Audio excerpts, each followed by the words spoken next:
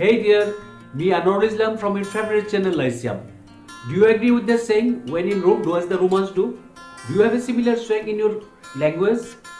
What are the rules about greeting people in your country? When do you shake hands? When do you kiss? What about when you say goodbye? Welcome to World Guide to Good Manners. How not to behave badly abroad. You know, we live in a global village. Traveling to all the corners of the world gets easier and easier. But how well do we know and understand each other? Imagine you have arranged a meeting at 4 o'clock. What time do you expect your foreign business colleagues to arrive? If they are German, they will be bang on time. If they are American, they will be probably 15 minutes early. If they are British, they will be 15 minutes late.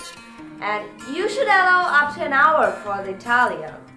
And for Bengalis. Never mind, they are just hopeless.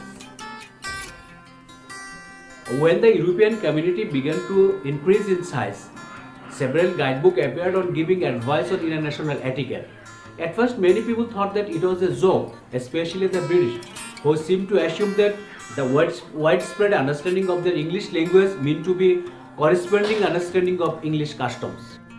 Very soon, they had to change their ideas as they realized that they had a lot to learn about how to behave with their foreign business friends.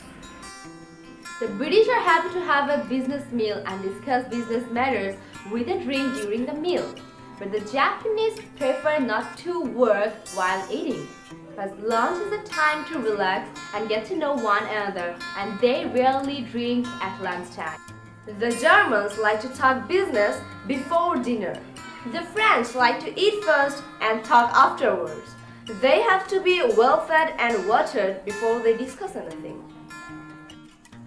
Taking off your jackets and rolling up your sleeves is a sign of getting down to work in Britain and Holland.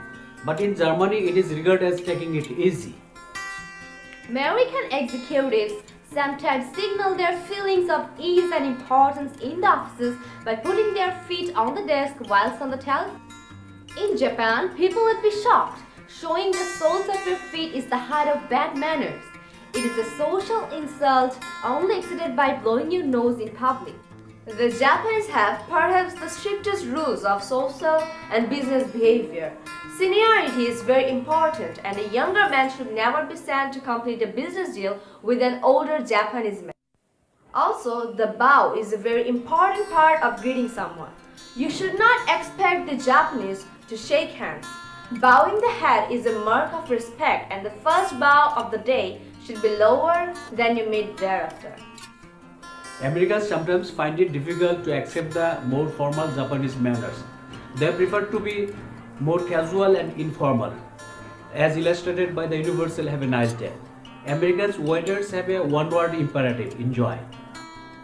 The British, of course, are cool and reserved. The great topic of conversation between strangers in Britain is the weather, unemotional and impersonal. In America, the main topic between strangers is the search to find a geographical link. Really? You live in Ohio? I had an uncle who once worked there. In France, you shouldn't sit down in a cafe until you have shaken hands with everyone you know. In Afghanistan, you should spend at least 5 minutes saying hello. In Pakistan, you must not wink, it is offensive. In the Middle East, you must never use the left hand for greeting, eating, drinking, or smoking. Also, you should take care not to admire anything in your host's home, because they will feel that they have to give it to you. In Russia, you must match your host drink for drink, or they will think you are unfriendly.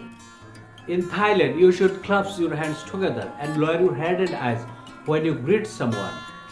In America, you should eat your hamburger with both hands and as quickly as possible. You should not try to have a conversation until it is eaten. So that's all.